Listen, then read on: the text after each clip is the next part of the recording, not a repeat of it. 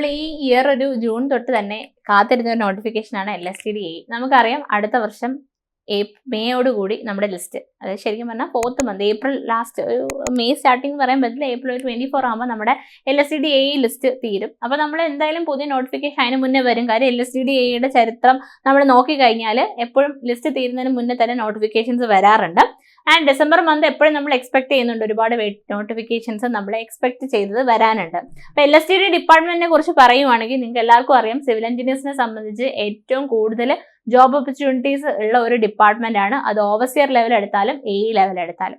So നമ്മുടെ LSTD-Aയുടെയും ഓവർസിയറിന്റെ notification വരാൻ പോകുന്നു എന്നുള്ള ഒരു ഹാപ്പി ന്യൂസ് ആണ് ഈ ഒരു വീഡിയോയിലൂടെ കൺവേ ചെയ്യാൻ നോക്കുന്നത്. അപ്പം നമ്മൾ ഓൾറെഡി നമ്മുടെ LSTD-A ബാച്ചസ് ഒക്കെ സ്റ്റാർട്ട് ചെയ്ത് നമ്മൾ ഒരുവിധ സബ്ജക്ട്സ് വൈൻഡ് അപ്പ് ചെയ്യുന്ന ഒരു സ്റ്റേജിലാണ് നമ്മുടെ എൻട്രിയുടെ ക്ലാസ്സസിനെ കുറിച്ച് പറയുകയാണെങ്കിൽ. പക്ഷെ അതുമല്ല, ഇനിയും നമുക്ക് സ്റ്റാർട്ട് ചെയ്താൽ പഠിക്കാൻ പറ്റും എന്നുള്ളൊരു കോൺഫിഡൻസിനും കൂടി ഫ്രഷേഴ്സിനും കൂടി തരാനും കൂടി വേണ്ടിയിട്ടാണ്.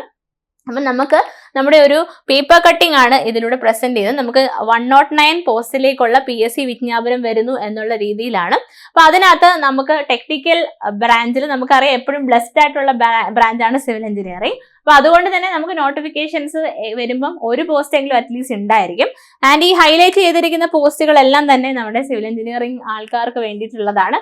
നിങ്ങൾക്ക് നോക്കാം, തദ്ദേശ സ്വയംഭരണ വകുപ്പിൽ അസിസ്റ്റന്റ് എഞ്ചിനീയർ, അതായത് നമ്മുടെ LSTD-A നോട്ടിഫിക്കേഷൻ വരാൻ പോവുകയാണ്. അപ്പൊ നോട്ടിഫിക്കേഷൻ വരാൻ പോകുന്നതിന്റെ ഇൻഡിക്കേഷൻ എന്ന് പറഞ്ഞാൽ ഇനിയും നമ്മൾ തണുത്ത മട്ടിൽ പഠിച്ചുകൊണ്ടിരിക്കരുത്. നമുക്ക് നോട്ടിഫിക്കേഷൻ വരുന്നതിന് മുന്നേ തന്നെ പ്രിപ്പറേഷൻ ആക്ച്വലി സ്റ്റാർട്ട് ചെയ്യാനുള്ളതാണ്. അറ്റ്ലീസ്റ്റ് നോട്ടിഫിക്കേഷൻ നോട്ടിഫൈഡ് ആകുന്നു എന്ന് അറിയുമ്പോഴെങ്കിലും നമ്മുടെ സിലബസ് അനുസരിച്ച് നമുക്ക് AE ലെവലിൽ പ്രിപ്പറേഷൻ തുടങ്ങേണ്ട സമയമായിരിക്കുന്നു. സോ LSTD-A നോട്ടിഫിക്കേഷൻ ഉടൻ തന്നെ നമ്മുടെ പ്രൊഫൈലിൽ ആക്റ്റീവ് ആവുന്നതായിരിക്കും. സോ ആക്റ്റീവ് ആവുന്നതോടൊപ്പം നിങ്ങളും ആക്റ്റീവായിട്ട് പഠിച്ചു തുടങ്ങാം. പിന്നെ അതുപോലെ തന്നെ ഡ്രാഫ്റ്റ്സ്മാൻ ഓവർസിയർ അതും നമുക്ക് വിളിക്കുന്നുണ്ട്. അത് നമുക്ക് മിക്കവാറും എക്സ്പെക്ട് ചെയ്യുന്ന LSTD തന്നെയാണ്. LSTD-യിൽ നമുക്ക് ഫസ്റ്റ് ഗ്രേഡ് ഓവർസിയറിന്റെയും ഒക്കെ ലിസ്റ്റ് തീരാറായിട്ടുണ്ട്. അപ്പൊ ലിസ്റ്റ് തീരുന്ന ഡേറ്റ്സും ഒക്കെ വെച്ചിട്ട് നമ്മൾ വീഡിയോ ഈ ചാനലിൽ തന്നെ ചെയ്തിട്ടുണ്ടായിരുന്നു. സോ ആരെങ്കിലും ചാനൽ സബ്സ്ക്രൈബ് ചെയ്തിട്ടില്ലെങ്കിൽ ചാനൽ സബ്സ്ക്രൈബ് ചെയ്യുക. മാത്രമല്ല, നിങ്ങളുടെ ഫ്രണ്ട്സ് ഈ ഒരു എക്സാം വെയിറ്റ് ചെയ്തിരിക്കുന്നവരുണ്ടെങ്കിൽ അവരിലേക്കും ഈ ഒരു ന്യൂസ് എത്തിച്ചു കൊടുക്കുക. ഓക്കെ, പിന്നെ നമുക്ക് മരാമത്ത് വകുപ്പ്, അതായത് PWD-യിൽ എഞ്ചിനീയറിംഗ് അസിസ്റ്റന്റ് എന്ന് പറയുന്ന പോസ്റ്റിലേക്കും നമുക്ക് നോട്ടിഫിക്കേഷൻ വരുന്നുണ്ട്. അപ്പം ഇതും സിവിലുകാർക്ക് അപ്ലൈ ചെയ്യാൻ പറ്റിയ ഒരു പോസ്റ്റ് ആണ്. സോ എന്തുകൊണ്ടും ഒരുപാട് നോട്ടിഫിക്കേഷൻസ് നമ്മുടെ ഫ്രണ്ടിൽ വരുന്നുണ്ട്.